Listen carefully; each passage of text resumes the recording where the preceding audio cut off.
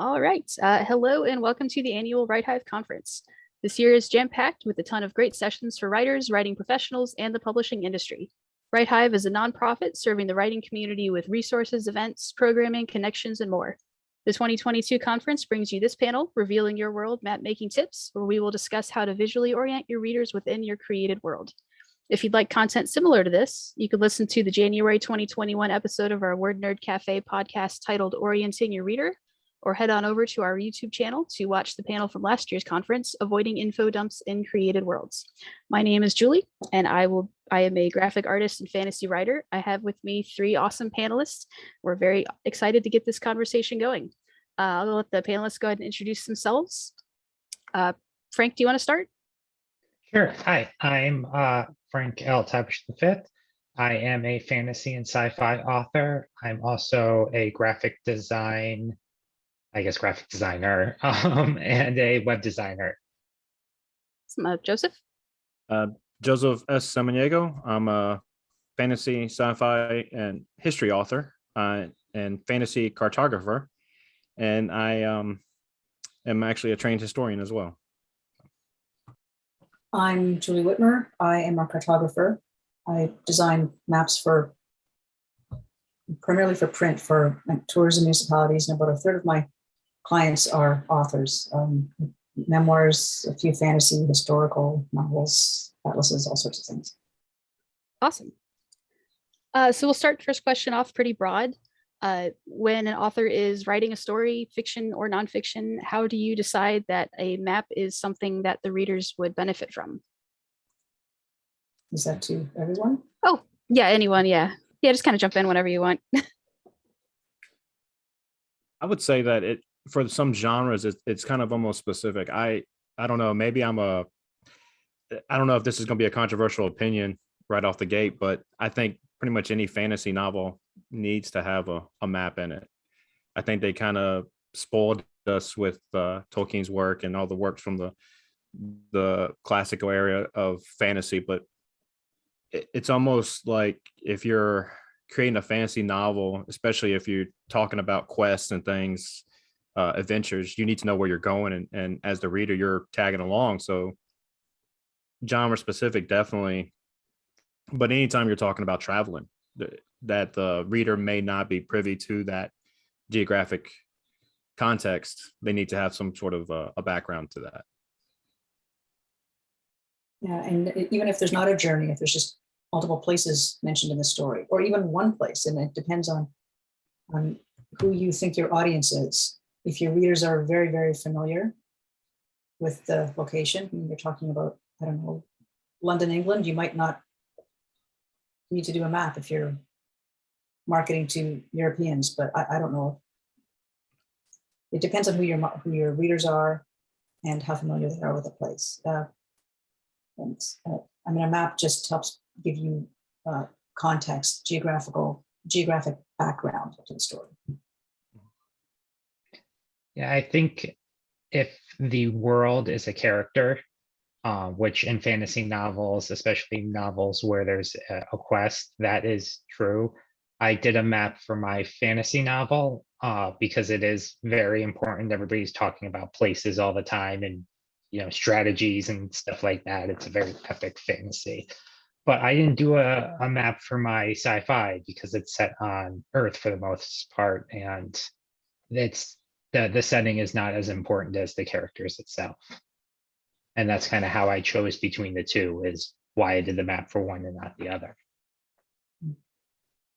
Okay, next question. It can be kind of daunting for a writer to pull out a piece of paper and just draw a map, or just imagine the entire thing that's inside their head. So what would you say are the first steps when you decide you need a map? What are your first steps to designing that map? Well, I'm not an author. So I have talked to authors have designed maps themselves. Some of them are wonderful, but some of them can't quite get the look they're looking for. So then they come to me, or they don't think they need a map, and their editors say you need a map, and they come to me. So yeah, because it could be totally clear in their head, and they're like, "Of course, this is what the city is, or this is how the continent looks like." But yeah, in reality, it might help to have a visual reference. Yeah, I don't know if I've ever thought about what the first step is. I mean, typically, I think I've gone from using doodles at work. Sorry to any of my employers that might see this, that have evolved into something greater, into a bigger map, even, or just something I'm doing for practice. And then it's like, you know what, I really like that island. I'm going to use that in a story here. So I think for me, it's almost like the first step is always the physical step of drawing a coastline. I think that's always going to be my first step. Is I'm always going to draw the coast. I have a natural shake in my hand. I've actually talked about this in some of the other things I've done, and it's just a genetic thing that's gotten worse. But it helps me draw these really detailed, fragmented coastlines, because I can't really do a straight line. So it's like, hey, there's that nice little curvy, jagged line of a rocky coast. So it always starts there for me. And then kind of like a seafarer coming along, and there he's on a new land. I can say for at least my writing, my first step to making the map is writing the story. I do kind of a first draft, but I keep the map in my head. First draft of the story. And then once I finish the story, I then go back and actually draw out the map, usually a rougher sketch, and then refine it from there. This is a kind of a related question, but after you decide, hey, I need a map, how do you decide what scope or to what extent you want to draw your map? Do you do the whole continent? Do you go all the way to the coastline? Do you go beyond to the Essos across the sea, like in George R. R. Martin? How do you know where to draw that line around your map? I think for me, it's definitely a how much of a story am I going to tell? What I'm in the books that I'm writing currently, they're all set in the same world, so each map is kind of geared toward that book only. But I will incorporate other ideas from previous maps, and maybe just show a more detailed version of that. Instead of having like this continental region that was in this one book, I'll now have maybe just the 50-mile radius around this one particular area. So, and have it a little bit more detailed. And that allows me to kind of flesh out that world a little bit more too. But I think it really kind of along the same lines as what Frank just said on his, it really just kind of depends on the story as well. How much more am I going to go into this map compared to another map? That kind of leads into the next question. When you're building a fantasy or sci-fi world, how can you use the map to help you, or vice versa? I can say that this is just a trait of mine. I try to get really accurate. So with my spouse, because my spouse wrote a fantasy novel as well, we did research and found out how many miles per hour a horse can travel a day if you're not like running it ragged. How many miles can a boat travel? And then I used my map. I did it to scale to find out, so that they didn't have, going back to George R. R. Martin, that criticism that everybody had with the TV show where they went from one side of the continent to the next side of the continent in like a week. And it's like, there's no way that could have actually happened. They couldn't have traveled that far.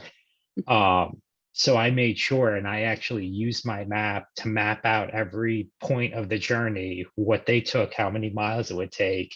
And then I did, and this might be way too detailed and nobody's going to realize this in the book, but I actually took a calendar and mapped out how long, so I could do each chapter to make sure that nobody was appearing halfway across the continent in like a day. And it was extremely useful to me. Yeah, even very if that's cool. not something that the writer or the readers don't realize at the end, then they'll know. They'll Yeah. know and they'll feel the reality there. Sorry, Julie, were you gonna say something? Well, I was just saying that's very cool. It never even occurred to me that you do that. Like when people come to me, they've already got their places. So, but how you arrive at those locations is pretty interesting. Yeah, Yeah, I mean, no, I was gonna say, yeah, there's a that I mean that kind of detail is pretty cool to put in there, because there's a lot of fantasy readers who will catch on that. They will kind of say, they'll look at the map and say, hey, that doesn't work. How did they get there so fast? So yeah, that actually is pretty cool that you put that in there. yeah. Julie, I'm curious, since you work with authors who already have their worlds created, do you ever have to kind of reel them in? Or they come to you with an idea that's just totally not going to work in real terms, like yeah, distance a horse can travel or something like that. How is that experience with working with them?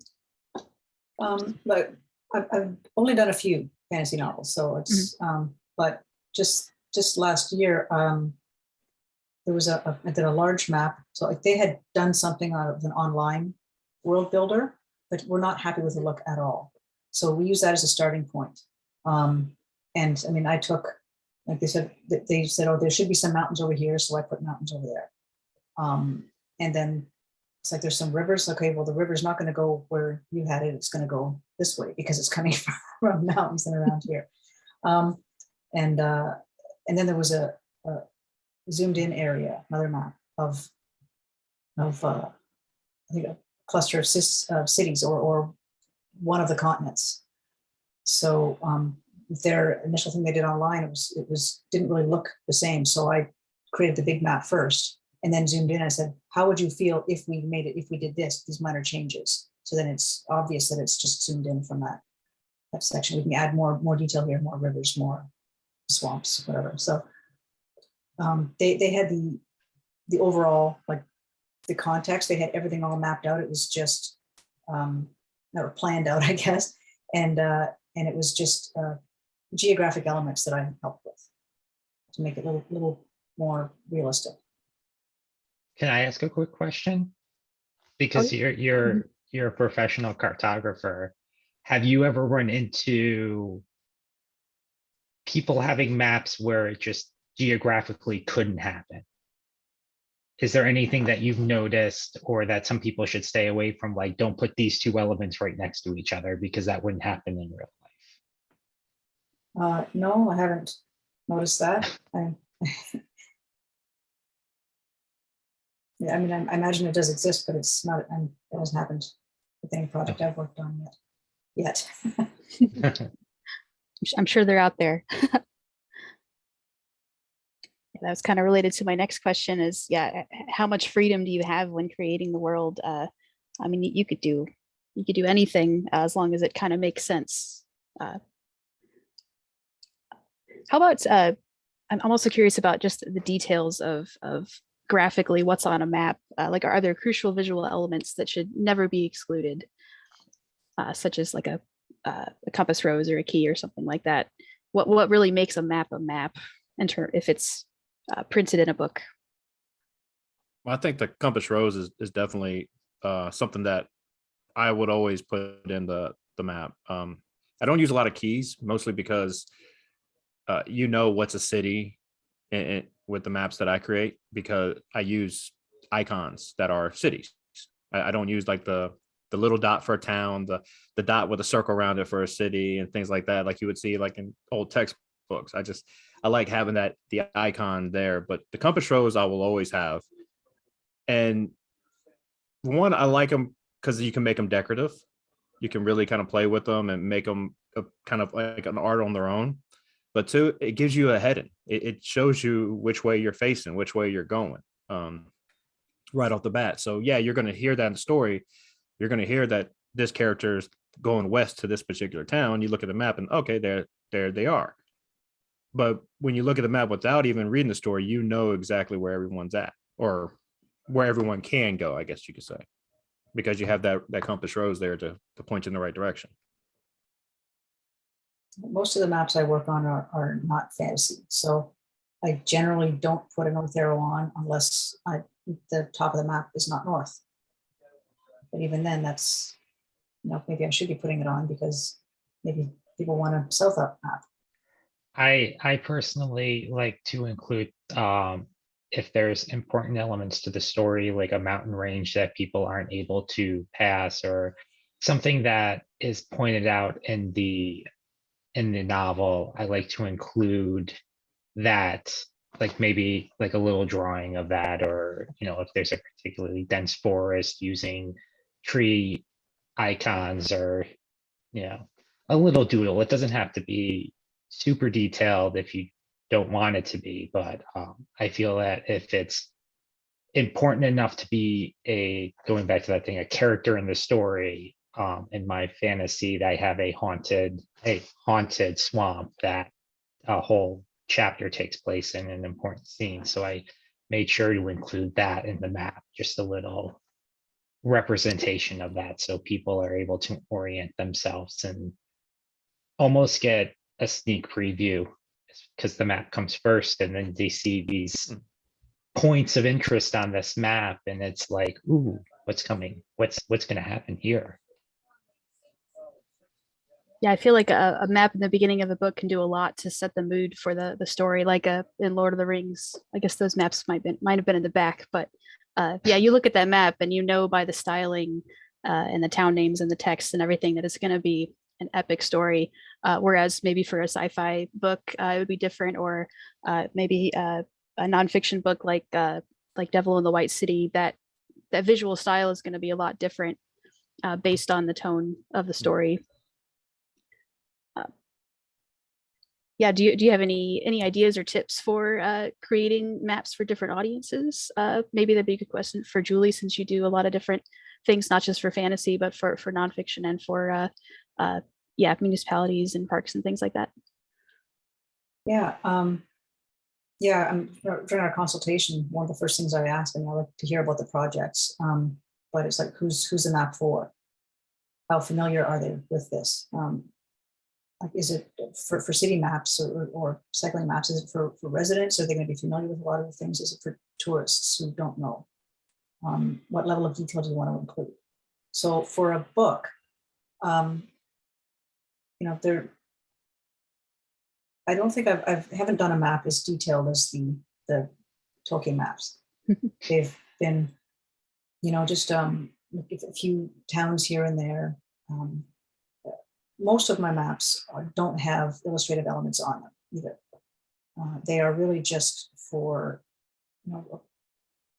letting people know where the relative location of everything.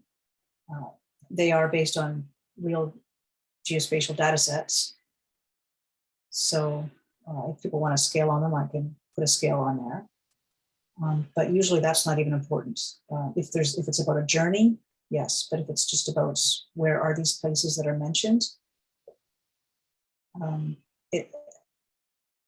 there's not usually a lot of detail. You don't want a lot of detail in a book map. You want it to support the story.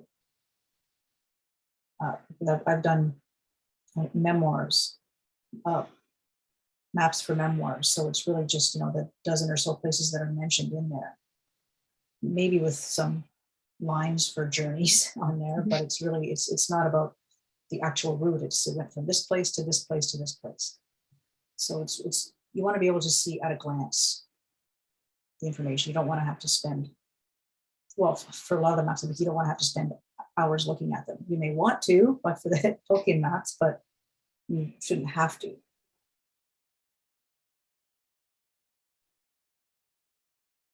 Yeah, I think that's great. It's all about striking that balance between providing information and providing an experience. Just looking at the map on your wall there, that looks like a very beautiful map on Julie's wall. Oh, Oh no. Yeah, I would really have to spend some time with that to really understand what's going on in there. I also suggest maybe for somebody who is trying to make their own map, though I always suggest if you're able to go to a professional, but if you're making your own, look at other examples.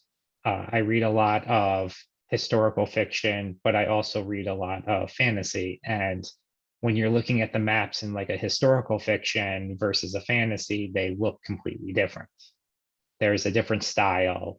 And you can even go further if you look at a historical fiction that is about a war, they have a style of drawing the battles. They have a style of they have icons that you will see in every like map of a battle, where that never show up in any other type of map that I've seen. So I would suggest looking at examples of what you're trying to create. Yeah, I kind of agree a lot with Frank on that, because that's where I started many years ago with when doing maps. I've always loved history, so but maps always drew me in. So I would look at him, and he's absolutely right. If you're looking at a map of a battle of the 9 Years' War or the Civil War, or even in more recent wars, they're completely different than what you would see, even if you're looking at a historical fiction book about the anarchy in England, and you're looking at a map of basically medieval England. They're very different maps for many different ways, and so studying them is really the best way to learn. Studying the different elements and just the different techniques that map makers have used, going back into ancient Greece, because those maps, I would even say, are closer to fantasy maps than what a lot of fantasy maps are, because of the elements that they put around them. I mean, they basically made Earth as this square or rectangle as a plane, basically, with clouds around them, and it's almost like just the way they drew them is very artistic, and it's fun. I smile because I love to look at them and think how far we've come, but also how much they've influenced us. And so it's just researching and really just taking a moment to appreciate the craft itself. That's awesome. Yeah, related, do you have any resources online, any favorite websites or and any places to look other than just open the fantasy book closest to you? I know there's probably a lot out there. Yeah, I think a lot of I know there's the Middle Earth Atlas has a lot. I know Forgotten Realms has a kind of like a world book as well. I've used both of those and a few others similar, just to kind of, learn, but also just to look at and like, oh, that's so pretty type things too. When you're on a rainy day, just kind of enjoying it. YouTube is great for a lot of map makers, fantasy map makers go on YouTube, and a lot of history sites use maps as well. So I don't know if I should say any particular ones like my favorites, but there is one that I really love that I watch, and they do a lot of animations and they use a lot of maps on theirs. It's a historical thing, so that's where I usually go, just to kind of, if I'm ever in like a writer's block or just kind of need a little pick me up, even I just go there and just start watching some of my favorite channels. It's not quite the same as cracking open a book, but I actually really enjoy video game maps. Like, those are some of the most detailed maps that are thought of nowadays, outside of books, more like geography. Like you can find some really interesting maps and some really interesting representations of how they do the world. I was just going to suggest, maybe not so much for fantasy maps, but a lot of stock image sites have just really basic maps that you can buy those if you're looking for a city or a country or continent, and add your own points to them too. So they're just that's more for the the real world, for our real world. That's not exactly a map book, but I've got a giant Star Wars atlas that's a really oversized book that goes really in depth into various locations, just overhead views and also kind of axonometric views where they really get in deep to like the planets. And yeah, I really appreciate those things. That yeah, it adds a legitimacy to the universe that that I really enjoy as a consumer of media. Yeah, that being said, do you guys have any favorite specific maps that stick in your mind that you go back to time and time again that really inspire you? I think obviously the Tolkien maps. I'm always trying to do something that I feel is going to be at that level one day, and for myself, I'm always coming up short. Like I'll never create something that good. And I think Julie, you kind of mentioned this about saying with the maps, not doing too much or just kind of keeping it simple in a way.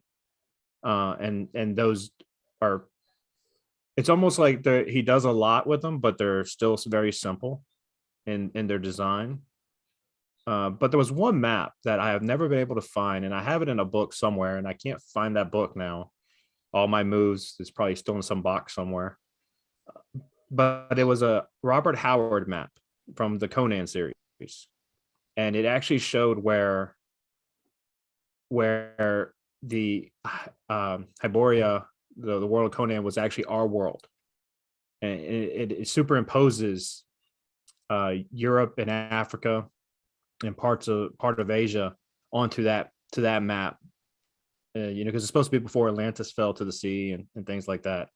And I've never been able to find it, but I would say that's probably one of my favorite maps because the way that they impose the world like that. I want to spend the rest of my Sunday looking for that map. I mean, it's really cool. I just have to. I'm going to find it again. And like I said, I have it in a book somewhere, and my wife probably won't like me digging through a bunch of boxes today, but I might try to find it. Yeah, so we kind of mentioned making a map too detailed, or not having a compass rose, or having a river going in the wrong way where it wouldn't go that way. But what are some common mistakes that you guys see as cartographers out in the wild that just really irk you? You know, like, oh, I just want to change that to make it better. I think I don't know if I ever thought that. Good, that's good. I think it always has to do with rivers for me. I learned, one of the first things that you learn going through history and anthropology is that cultures revolve around water. You really can't have even the nomadic cultures. They move with the herds of animals and water. So there's got to be water source. So when you see a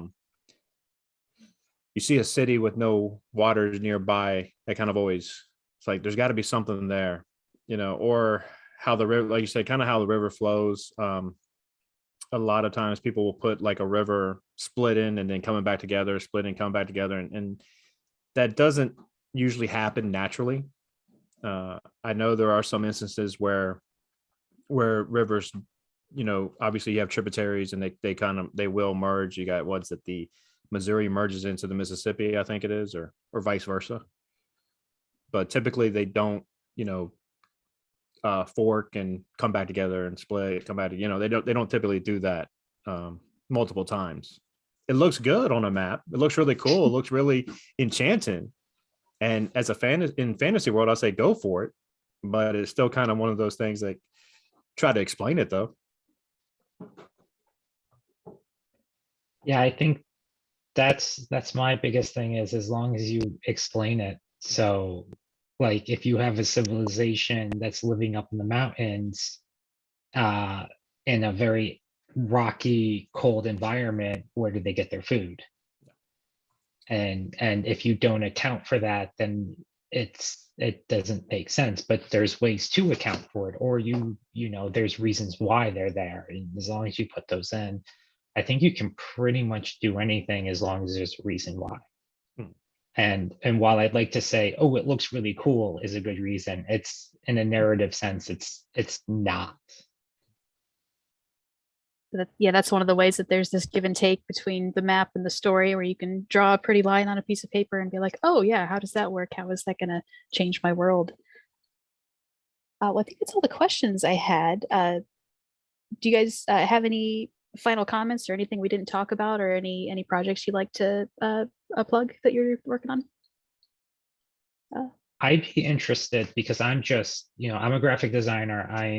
I make maps for myself, and then I work with my spouse, who's also an author, and they make maps, and we kind of collaborate. But I'm self-trained, and so I use the tools that I know what to use, which is like Photoshop and Illustrator. But I'm curious what everybody else uses to make their maps. Do you hand draw them? What do you do? I do. Well, I use Photoshop as well for a lot of stuff.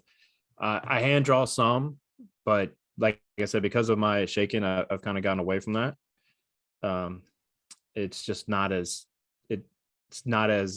easy to do those anymore. I'm self-taught as well, though, but I've found a few good software options that have helped me to create the maps I want while still kind of feeling like I have the control of hand drawn. Because that's one of the things. I had a software when I first tried using software. I used one that wasn't bad, but it wasn't giving me what I wanted. So I've been able to find a couple other options that have, and those are so I know one big one that a lot of people use right now is Incarnate, which it's a web-based software that if you get the subscription, you can have full ownership. And that's a good one for a lot of practice maps, or if you're doing the map for, like, if you have your D&D campaign and you want to do a cool battle map, they have a lot of great options for that. And that's really for me, that's a great way to practice, just to get the idea of what I'm wanting, to see if it works, or see the scale, like we were talking about with scale. They do a great job with scale on that as well. So those have really come a long way. But yeah, I like to when I'm doing the decorative stuff. Yeah, Photoshop has definitely been a lifesaver and a time saver. And I've used GIMP as well, since it's a free software. I just like Photoshop better. Yeah, Illustrator is my main tool. There's a geospatial plugin on top called Map Publisher that I use. I've also used QGIS and open source GIS software because I work primarily with geographic data sets. But I do know some people have used something called Inkscape as well. Yeah, I've used someone Inkscape I know. before. Okay. Yeah, as far as vector programs like Illustrator, yeah, there's Inkscape and Affinity Designer are also cheaper options. Because I know Adobe Suite can get a little expensive sometimes, but it is incomparable. So. I just got the Affinity, the series of Affinity software, but I haven't gotten a chance to really play with it yet. But exactly because it's much cheaper than the Adobe Suite. Awesome. Yeah, that was a great conversation. I really thank you all for being a part of that. Yeah, and yeah, like I said, if you have anything else to promote, you can. Otherwise, we'll wrap it up here. Yeah, just actually, I'm just waiting for the editor to kind of finish up my latest one that I've been working on. Couple new maps in that one that I have on that, more southern. Most of the where I've been writing for my books on called the Carolingian Age series, they've been in the northern landscape. This one's going a lot more southern, a lot more south, which I've kind of always done as like an exotic, far off land. So it's a mercenary group that's going down there and exploring it and just kind of having fun and fighting a lot of battles. So that one's fun. It allowed me to use to kind of create a new world with it. So it was nice to not have to use the same old. I love my maps, but I've been using this kind of the similar ones for a while now. So it's kind of nice to have a new one in there. Yeah, I think end of next year, my fantasy finally comes out. So that one is going to be the first one that's going to have a really nice detailed map. So that's when I'm aiming for. Before that, my sci-fi comes out. But as I said, that one doesn't have a map because it just takes place on Earth for the most part, and then in a ship for the second half. So. Well, I don't have to write books and make maps for them, so I've got about half a dozen projects on the go right now. There's a couple of historical fiction, some like World War II history, Western U.S. history, Atlas of American history, like a big atlas. That was so. There's a few going on. I usually have anywhere from 6 to 10 projects at once. Awesome. Well, I look forward to seeing all of that. And yeah, once again, let me thank you all for participating in this panel, and enjoy the rest of the conference.